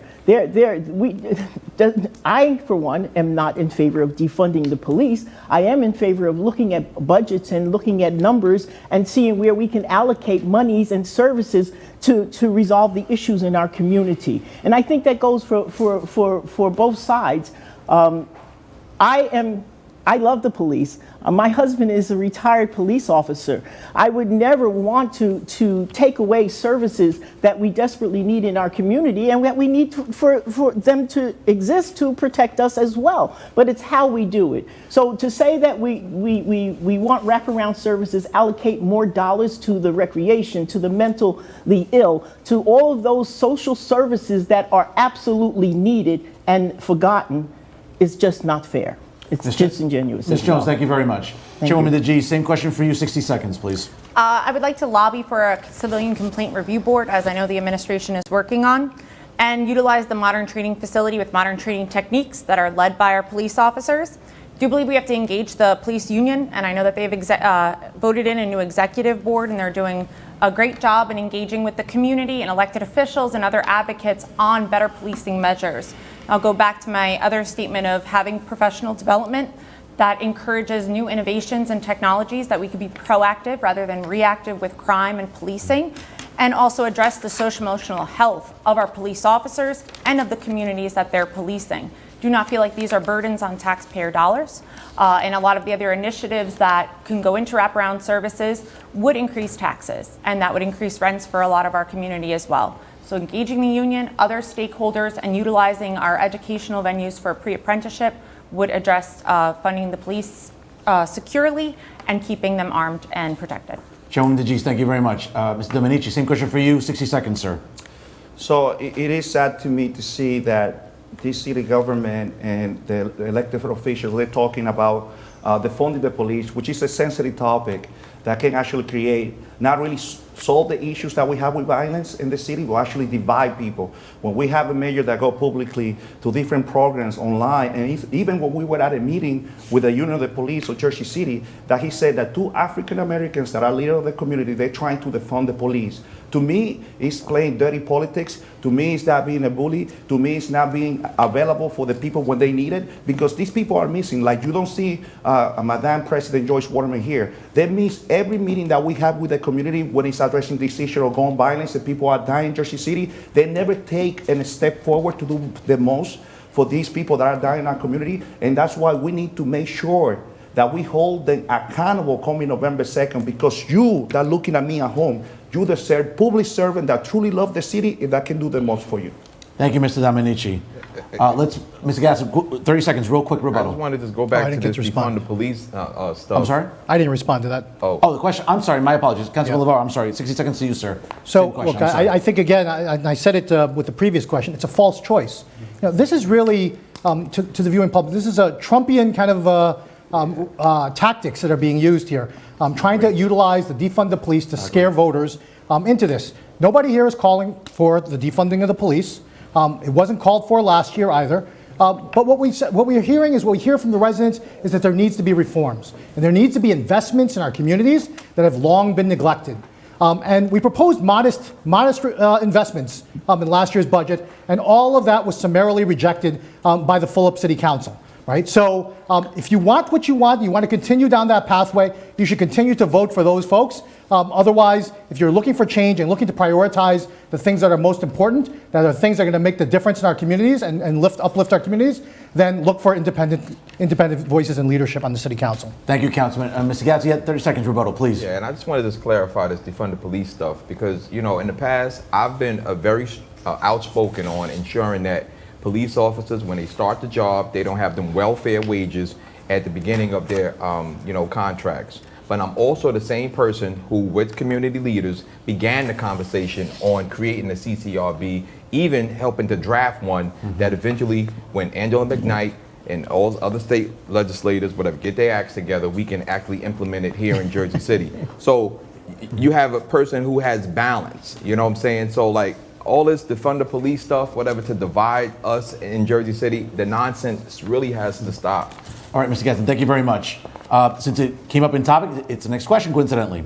Civilian complaint review boards continue to be a controversial subject, not just throughout the Garden State, but more so in Jersey City.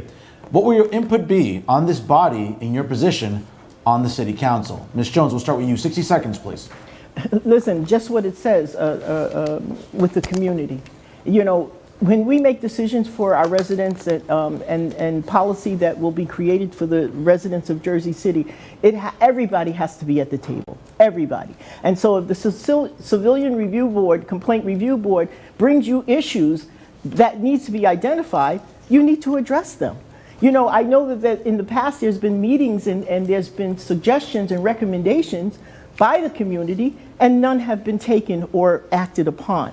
So that would be the first thing. And the second thing would be to make sure that there is a seat at the table for people who are making decisions for the community. After all, if you're not at the table when decisions are made, you might be on the menu. Thank you. Thank you, Ms. Jones. Councilman Lavarro, same question for you, sir. 60 seconds. Yeah, look, I support a strong civilian complaint review board. We need those sort of measures, that sort of tool and a resource to be able to provide accountability and review for police actions. There have been numerous complaints, it's all well documented around that, and how very little of it is acted upon. Look, I think we have very good police officers, but there are actors out there who have not done. We just had a report recently released about the Oath Keepers being in the state of New Jersey in our law enforcement ranks, as well as here in New Jersey City. And so it's not a far stretch to believe that the extremists who went in January 6th to riot and do an insurrection in Washington, D.C. and in Congress, that those folks may not be the best actors as it pertains to policing our communities. I think it's fair to say that we should all be vigilant about that, and we should weed that out and hold people accountable for that. The last thing I just want to add in terms of like funding as well, in terms of funding some of the other programs, is that where can we get some money? Well, this council, again, the Fulham Council passed salary increases for department directors. They approved the procurement and purchase of new furniture during a COVID crisis. We can find the money. When we have the will, we have the way. But it's a question, again, of what our priorities are ultimately here. Councilman, thank you very much. Thank you. Councilor Rivera, same question for you, sir. 60 seconds. I support a strong CCRB. And like everyone here is saying, we need to have a seat at the table. The last CCRB did not have not one Latino community in there. Not one. So that's a problem. And I'll tell you what, I support, I'll be the first to tell you, the Jersey City Police Department is not 100%. They're not a perfect police department. Every police department in the nation has bad apples. A strong CCRB board, and it's exactly what it says, to review what happened, a strong CCRB board will review the issues that the bad cops are doing, and I think with everybody at the table, everybody, this can work great. Thank you, Councilman. Mr. Gadsden, same question for you, 60 seconds. Yeah.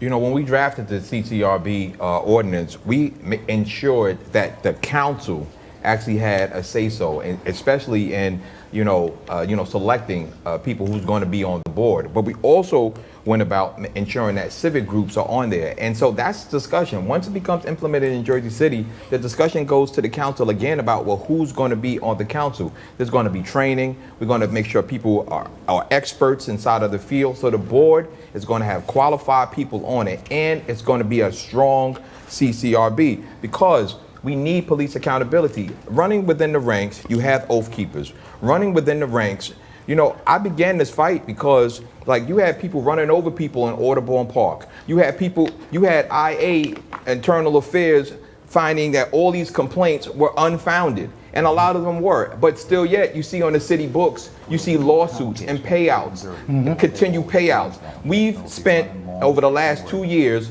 over $3 million in paying out for the abuses that people have suffered. So yes, we need a strong CCRB, we need police accountability, and we just need to continue that conversation so that we can make sure that is implemented.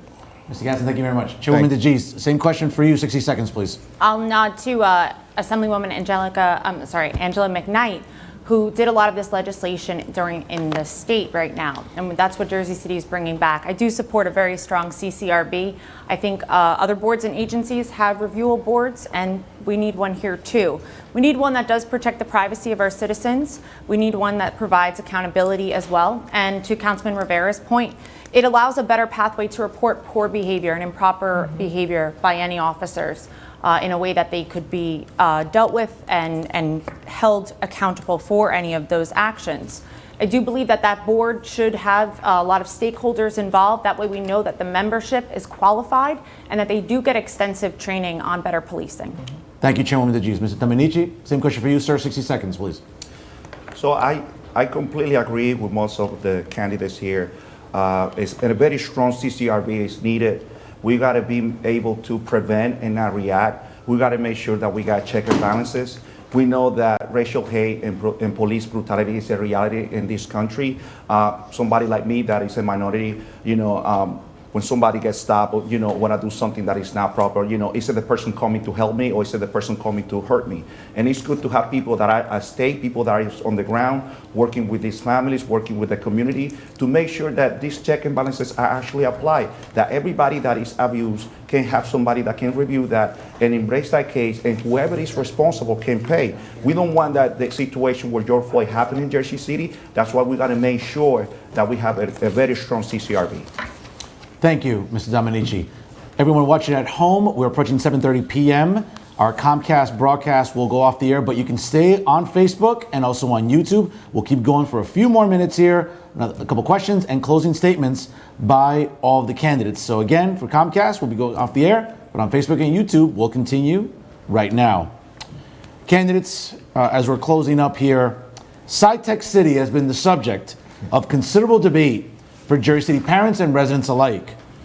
Liberty Science Center, coincidentally, will break ground this Friday, October the 22nd. Was this project a good idea? Chairwoman DeGise, we'll start with you. 60 seconds, please.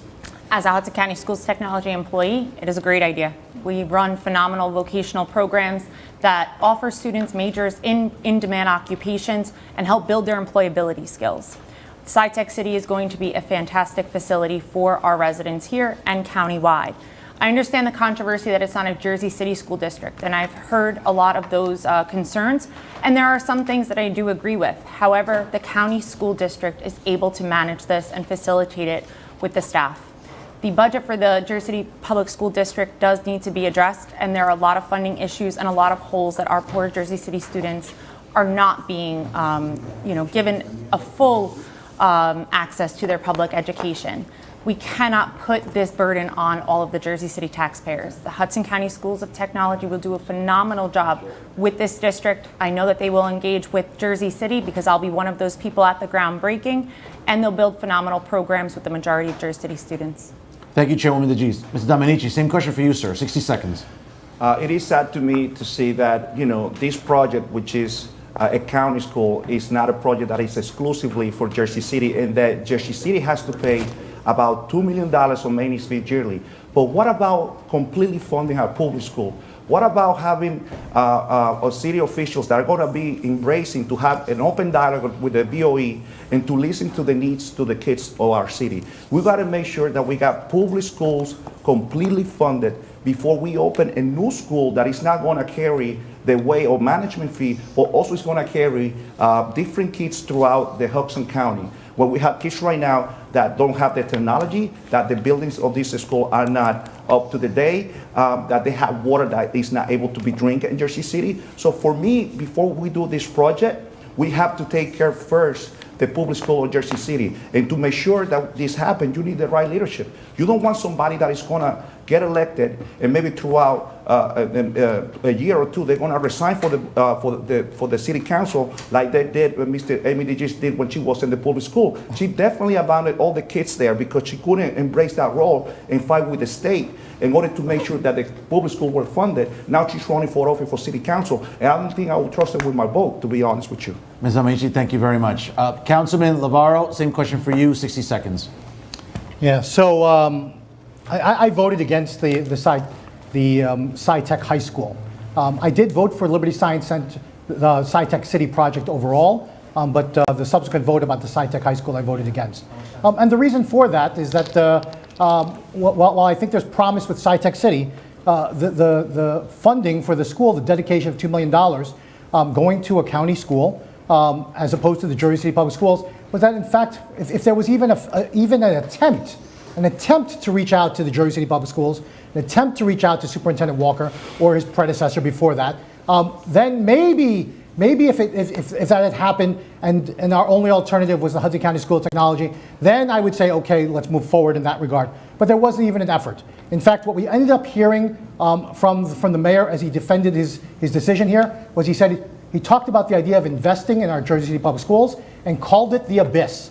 Talked about putting money into the abyss, which is what he thinks about Jersey City Public Schools, and he thinks about Jersey City Public School children, the teachers, and their families. We need to change that attitude as we try to address our public school funding problem, and if we're ever going to be successful in making sure that all of our kids are fully funded public schools, and they all have a quality education. Thank you, Councilman. Ms. Jones, same question for you, 60 seconds.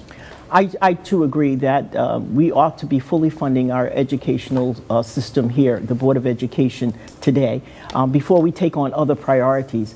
And one of the things that concern me most is that not only are we giving $2 million to the county to run the school, we're giving away the land too. And that's a problem, especially when there's no guarantee that these slots for these students are going to be Jersey City residents. That's a serious issue. So how do you ask people to give up so much when there's so much in need on other areas of prioritizing housing, gun violence, equity in economic development, so on and so forth, and we come up with the idea of the SciTech City. It's a wonderful concept, it is, but I think it needs to be investigated a little bit more, and I think if we're giving away anything else in Jersey City, it ought to be mandated that the Jersey City residents come first. Thank you, Ms. Jones. Councilman Rivera, same question for you, 60 seconds. I love the SciTech City concept. I think it'll be great. Yes, it's not a Jersey City, school district, but I'm sure there's going to be lots of Jersey City kids in these schools as we have them in both of the county schools. But to just address the Jersey City school, I'm always willing to explore each suggestion that constituents might have, with respect to that. But we're just not going to write out a blank check to the Jersey City public school system without any accountability. So I think moving forward, this is something that we can continue going, and I'm sure that this is going to come to a stable ground once the city is going to be getting engaged with the Jersey City public school system. All right, thank you very much, Councilman. Mr. Gadsden, same question for you, 60 seconds, sir. All right. When I was on council, I was very adamant about I was very vocal about this project because I had no problem with the merits of the project, the science incubator, STEM education, and all the rest of those things. I didn't have a problem with that. I had a problem with what was written inside the redevelopment agreement. And so, that agency and the city council, things get lost in the abyss once they're in the redevelopment agency. But within that original redevelopment agreement was the promise that that school would be a traditional Jersey City public school. And I had discussions with Rolando at that time, because I was like, because at the time he was the head of the JCRA chairman. I said, could you please ensure that something is written inside of the redevelopment agreement that that's a traditional Jersey City public school? It never happened. And then down the road, down the line, people think, we have short memories. But then, whoop, there it is. Fulop is promising $2 million to go towards the Hudson County schools. I thought that was so disrespectful because a lot of times people have short memories in politics. But $80 million over the life of that project could be utilized inside of the Jersey City Public School. And it's so disrespectful not to have conversations with the current Jersey City Board of Education because, that's important. That's important. It was important to me back in 2017. Okay, Mr. Gadsden, thank you very much. Folks, everyone tuning in at home, we're going a little bit.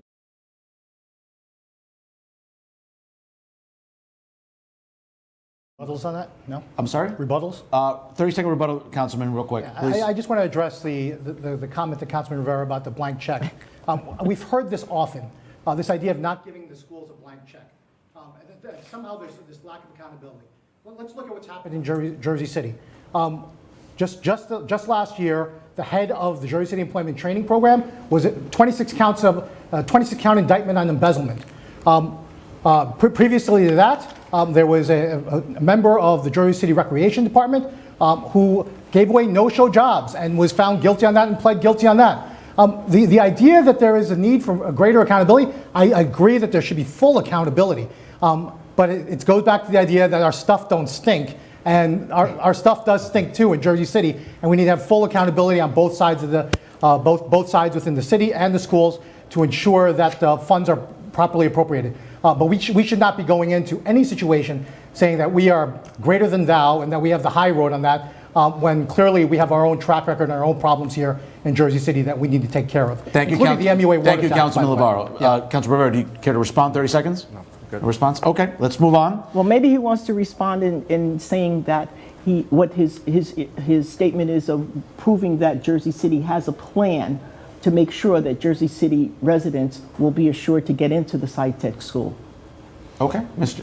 Jones, we appreciate that. Let's move on here real quick as we're trying to go, as we're here in overtime. Yeah. How do we really address the ongoing shortage of parking for residents? And what will you do to pursue any remedies in your capacity as a member of the City Council? Since we're wrapping up shortly, I hate to really put you on the spot, folks, but 30 seconds to answer these questions as a lightning round, as they say. Mr. Gadsden, 30 seconds for you, sir. Some of the things we can do, we can look at angle parking, whatever, to accommodate more space. We can make sure that as development goes up, we can, utilize parking garages and have people, get off the streets. Because it's an issue, it's an issue. And it's a very delicate balance here in Jersey City when you start talking about parking. There's zoning, people got 24 hours enforcement. You got a lot of things going on. Regular residents are being bombarded by fees. The city collects millions of dollars in parking fees. Mm-hmm. And that's just a burden on, folks who are strapped for cash. So we have to do something, whatever, because, cars aren't going anywhere. We have to make the city more walkable. We have to improve public transit. Mm-hmm. And we just have to do all of the above in order to address the parking situation here in Jersey City. Okay, Mr. Gadsden, thank you very much. Ms. Jones, same question for you, 30 seconds.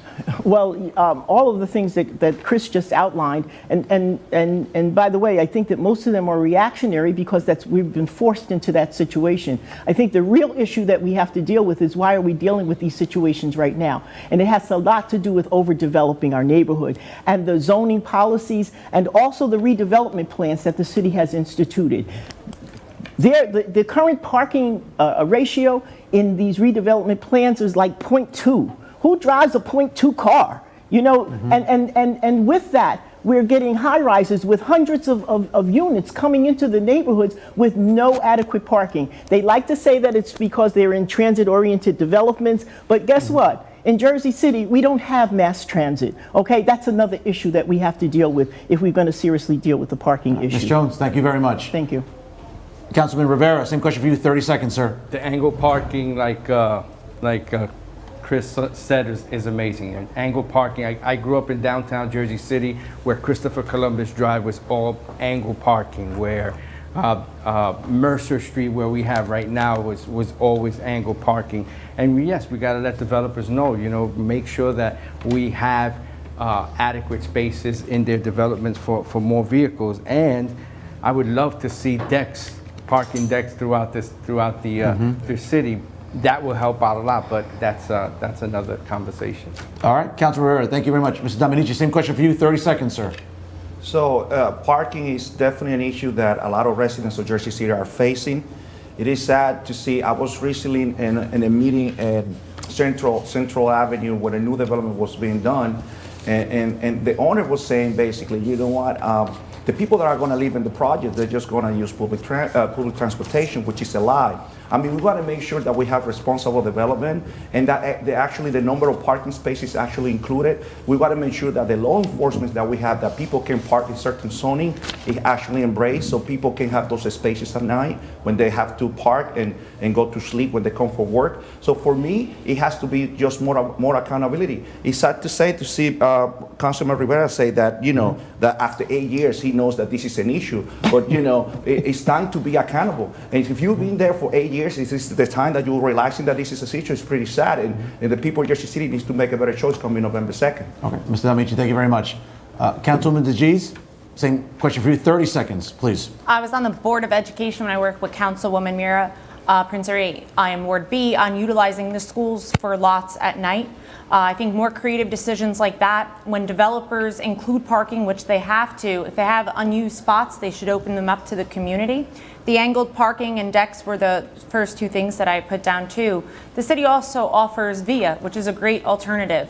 My older sister Linda, who's not a driver, uses VIA all the time, and it's very easy for her and it's comfortable for us to be able to monitor those. Going back to workforce development and housing, the more people we have living and working here, the more people you're going to have walking and biking to work. I'm not saying that you'll be less reliant on cars, but we'll be able to balance out both, and you'll have more people taking different methods of transportation around the city. All right, Chairman DeGise, thank you very much. Councilman Navarro, same question for you, 30 seconds. Yeah, I'll reiterate what a number of folks said already. The angled parking, we should be painting lines as well. It's not done uniformly throughout the city. I think we should paint parking spaces as well to ensure that we maximize our parking spaces. The other thing I wanted to talk about was street sweeping. I pushed for street sweeping reforms to reduce that from twice a side on each side of the street to one time on each side of the street. City Council, I championed that for a long time, getting petitions done and so forth. And last year during COVID, the council adopted legislation that would make that effective in 2022. That being said, enforcement becomes the big issue around parking. And so if you have violations of permit parking and so forth, zone parking, and we have people who are parking around light rail stations from out of town, around the PATH stations, or around the universities and so forth, we need to have strong enforcement around that to ensure that those parking spots are for the residents, and we don't currently have that. We need to do a better job with that. We should make sure that we make that a priority. And then lastly, I'll just talk about the public transit and the need for more mass transit. We need the BRTs, the bus rapid transit as well. The VIA lines will be able to help us establish that, and we should be able to push forward with trying to establish BRTs throughout the city. And then my last comment. I have to cut it there, Councilman. If I can just say about June Jones and the .2 parking spaces, I think that's just an e-scooter, I think. Okay, fair enough. That was a joke. Fair enough. Thank you, Councilman. Something that you can't cart your groceries in. I know, exactly. Thank you, Councilman. Last question here, and then we'll get to closing statements for each of you. Some will say downtown, the Heights, and the West Side have become the most desirable areas to move to in Jersey City. Is this a fair observation? And if so, what can you do to change the perception should you get on the City Council? Mr. Gadsden, 30 seconds. I'll say the question again. Some will say downtown, the Heights, and the West Side have become the most desirable areas to move to in Jersey City. Is this a fair observation? And what can you do to change the perception once you're on the City Council? 30 seconds, sir. I wouldn't change. Because they are desirable areas. Downtown is booming. The Gold Coast, the Heights is definitely desirable, and so does the West Side. But the thing is, as they become desirable, we can't lose affordability. We can't squeeze people out. We can't gentrify neighborhoods. We have to keep Jersey residents in, so because everyone can share in the beautiful prosperity that's here in Jersey City. So affordable housing is key as these areas are, developing. Okay, Mr. Gadsden, thank you. Again, I'll repeat the question. Some will say downtown, the Heights, and the West Side have become the most desirable areas to move to in Jersey City. Is this a fair observation? And what can you do to change the perception once you're on the City Council? Councilman Rivera, 30 seconds, sir. I was born and raised in downtown, when downtown Jersey City was labeled the land that God forgot. I lived it. I lived through it. It was a very, very dirty place to live. While I miss old downtown Jersey City, I appreciate the new Jersey City. But I think change throughout the city it'll be good. Like Chris Gadsden said, focusing on affordability is good, and I think that this is something that collectively, once we are back in office, we can start this structure again and making sure that we have those numbers. All right, thank you, Councilman. Ms. Jones, same question for you, 30 seconds. Well, I would like to know who those sums are, but not knowing and just in general answering the question, I guess there's development going on there. Lafayette, I would say, is a place where I live and reside. I would like to think that that is a desirable place too.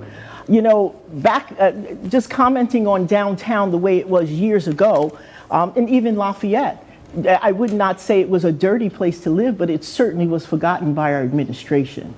Unlike today, with the community activism, with the redevelopment plan, with us doing the things that we need to do to stop the junkyards coming in and all of the drug rehab centers and the liquor stores and doing things to improve the quality of life has made Lafayette more desirable. And here we are facing these things with development, overbuilding, and squeezing people out. Our neighborhood, I don't know if it's a curse or a blessing to be more desirable, because the reaction and the reality of it is that gentrification is happening quite rapidly, and we're not doing enough to stop the affordable house, to put more affordable housing in place and end this affordable crisis that we're in today. Thank you, Ms. Jones. Mr. Dominici, same question for you, 30 seconds, sir.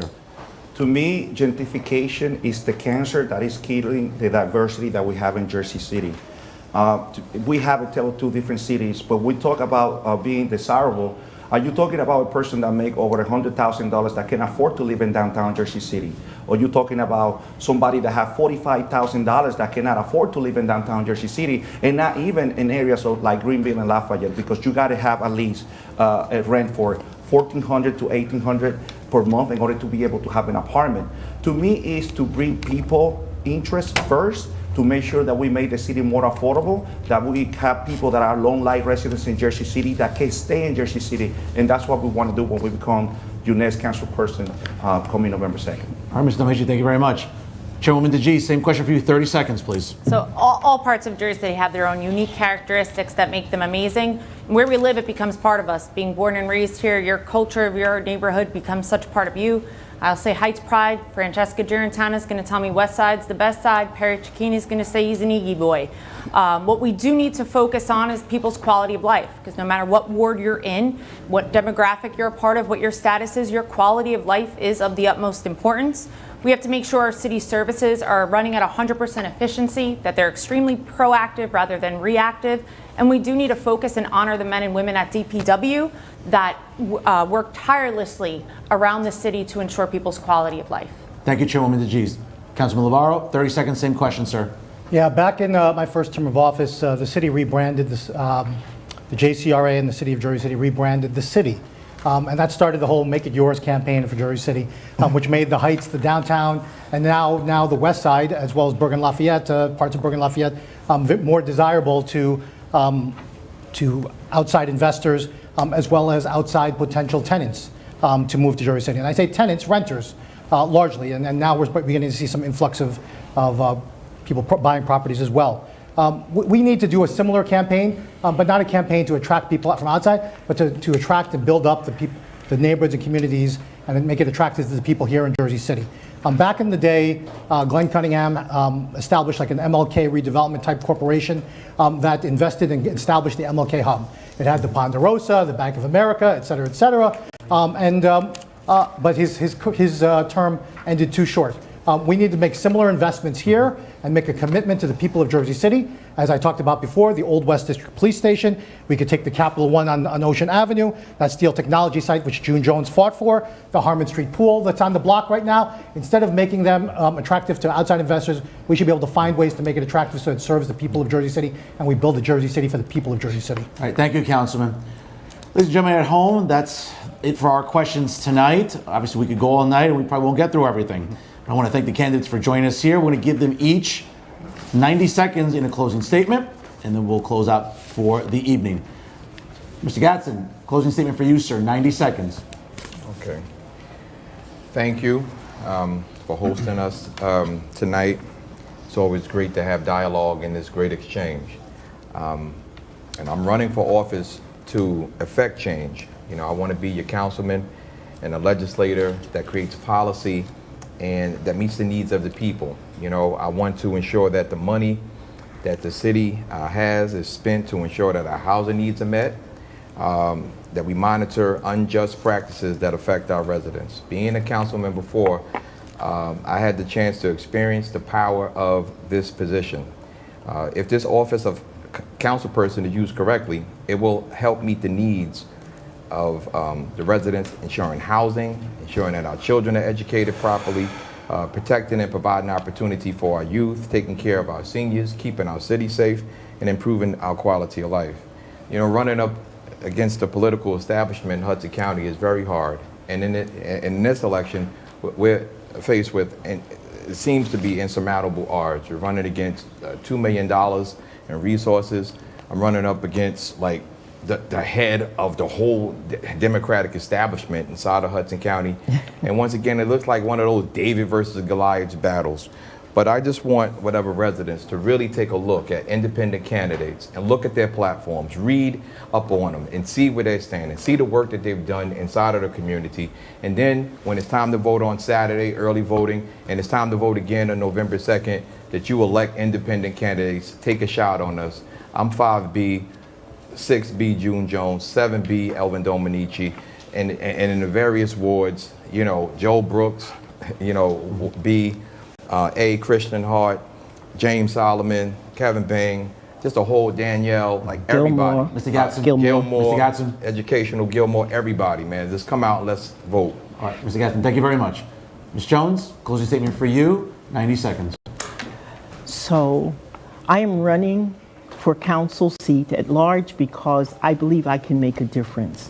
There are so many things that we need in our ward and in the city of, in every ward in Jersey City that we have not received, nor has those needs been prioritized.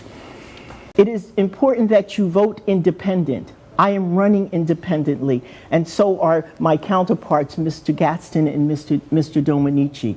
The reason why independence is important is because we are there to represent you. If you feel like you have not been represented fairly, then you need to vote for us on the independent team. I'm very sad that I didn't get a chance tonight to speak with or to debate with the other council person that didn't show up and has not shown up for any of the debates or forums, Ms. Waterman. I think it is a sad situation when we talk about coming to represent people and asking them for their vote and don't even show up to ask their questions or to share your platform with them. I think you need to take a look at that and think about what that means to you. If she don't care to answer your question, she might not care about you.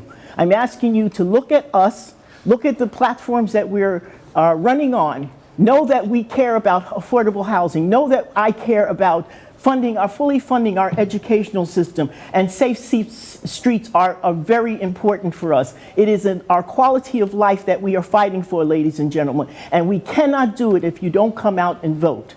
Please vote for me, 6B, June Jones, councilperson at large. Thank you. Ms. Jones. Ms. Dominici, closing statement for you, sir, 90 seconds. I believe very strongly that the residents of Jersey City deserve true public servants, people that are going to bring hope to our community. men and women that are going to see in the city council, and they're going to have the ear open to listen to your needs, that are going to be willing to actions whenever you have a problem to resolve it, that we're going to be there for you whenever there is any particular issue that is affecting your community. To me, it is an honor, my story to be an immigrant for the Dominican Republic and being at this stage.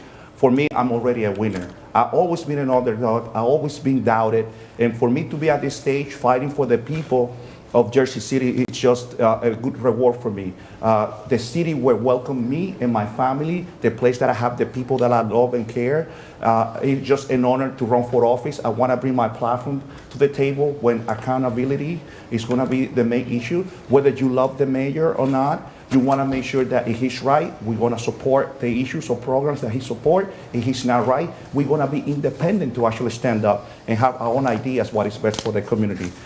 We want to make sure that we are accessible to you with the open door policy, with a cell phone that you can call us, provide programs throughout all the different nonprofits that are doing great things in Jersey City without even getting paid. We got to give them some part of the resources that we have available. For me to be able to be elected and serve in the city council, it will be an honor, and I will make you proud. And that's why I said, please consider to vote for the independent candidates. Chris Gadsden, 5B, June Jones, 6B, and Elvin Dominici, 7B, coming November 2nd. Thank you. Thank you, Mr. Dominici. Councilman Rivera, closing statement for you, sir. 90 seconds. On November 2nd, come out, vote Team Fulop. Let's keep this city great. Let's keep it moving forward. I want to thank you. Thank the host committee for coming out. I want to thank each and every candidate, my council colleague. God bless each and every one of you. May we have, best of luck to everybody here. I'm running for re-election to continue, to feel the heartbeat of the city. I mean, to be honest with you, being a council person is just not about legislation. Being a council person is about being engaged in the community, especially with our city's youth.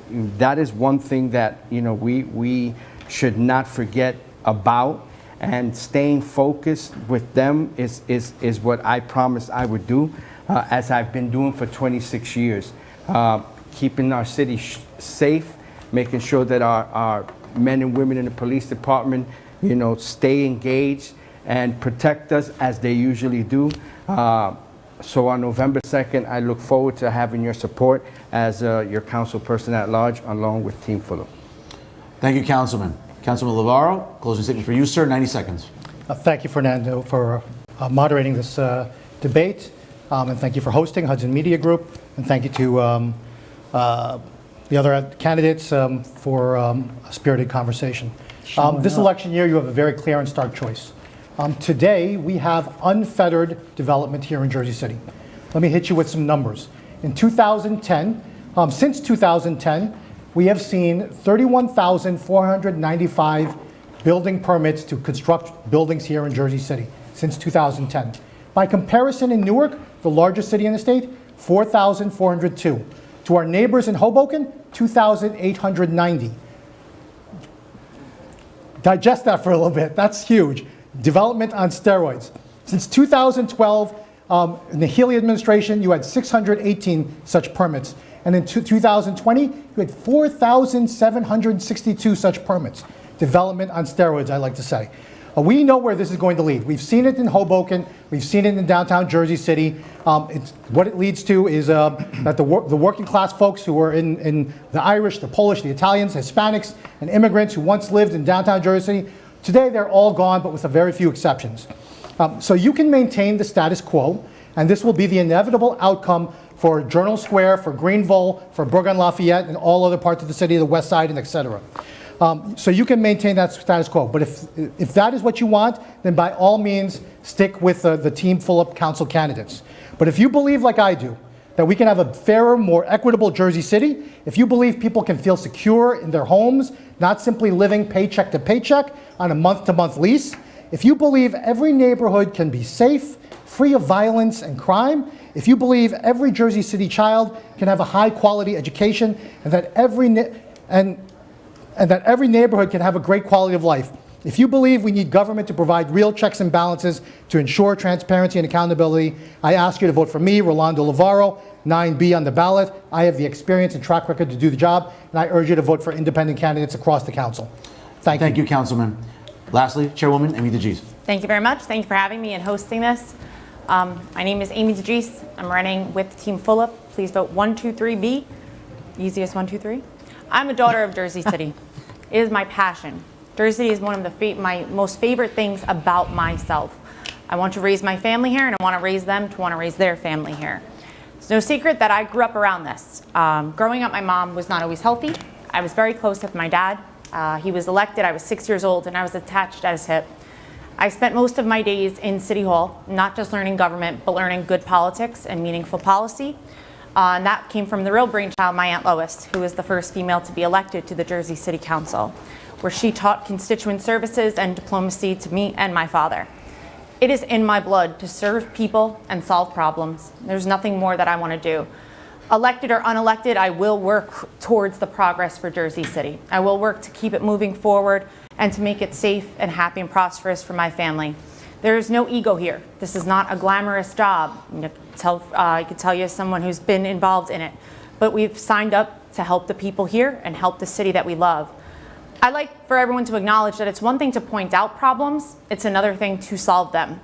And if development was on steroids, Councilman Lavarro was holding the needle. As the chair of the JCRA for so long, he could have stopped all of that development. We also need to stop talking about this being a machine. You are misleading voters and disrespecting the volunteers who work tirelessly with us every day. We all have that same access to resources. We are all working as hard as we humanly can. That's not true. There is no machine here. It's human beings. Would really appreciate your support and your vote. Please learn more about me. And I think you'll see that I am extremely genuine and my passion for Jersey City is everlasting. Thank you, Chairwoman DeGise. That's our debate for tonight, ladies and gentlemen.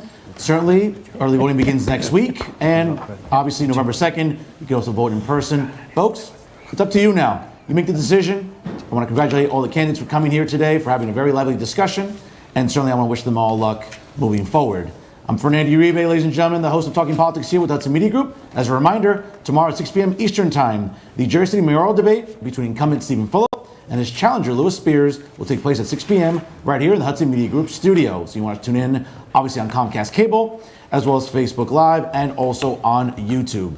Once again, ladies and gentlemen, thank you so much for joining us here. Again, the decision is yours coming up on November the 2nd, and even with early voting in the Jersey City at-large council debate, obviously for at-large candidates, in Hudson County's largest city. Once again, I'm Fernando Uribe saying so long, God bless you all, and thank you so much for watching. Good night.